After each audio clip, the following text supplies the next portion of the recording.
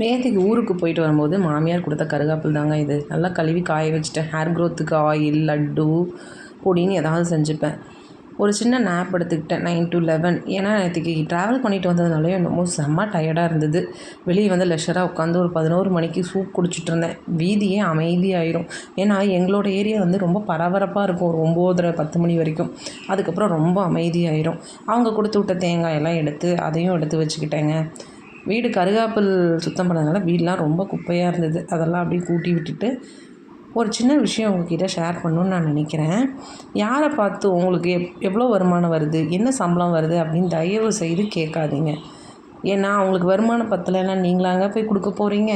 அவங்க வருமானத்தை கேட்டு நீங்கள் என்ன பண்ண போகிறீங்க? அவங்க ஃபேமிலியை ரன் பண்ணுறக்கு அவங்களுக்கு எப்படின்னு தெரியும். அவங்க என்ன பண்ணணுங்கிறது அவங்களுக்கு விட வேறு யாருக்கு தெரியாது. அதனால் யாருக்கிட்டேயும் எதையும் கேட்காதீங்க. இது என்னோட கருத்து. நானும் யாருக்கிட்டையும் கேட்கக்கூடாதுன்னு நினைப்பேன், செய்வேன். என்னை யாரும் கேட்கக்கூடாதுன்னு நான் நினைக்கிறேன். என் பொண்ணு 1 மணி ஆகிடுச்சுங்க. லஞ்சுக்கு வீட்டுக்கு வந்துடுவாங்க. ஸ்கூல் பக்கத்துலேயே இருக்கிறனால லஞ்சுக்கு வீட்டுக்கே வந்து சாப்பிட்டு போயிடுவாங்க. அவங்க ஸ்கூலில் லஞ்ச் பிரேக்குக்கு வீட்டுக்கு விடுவாங்க. ஏன்னா வாக்கபிள் டிஸ்டன்ஸில் இருந்தால் மட்டும் விடுவாங்க. வந்து சுட சுட சாப்பிட்டு போயிடுவாங்க.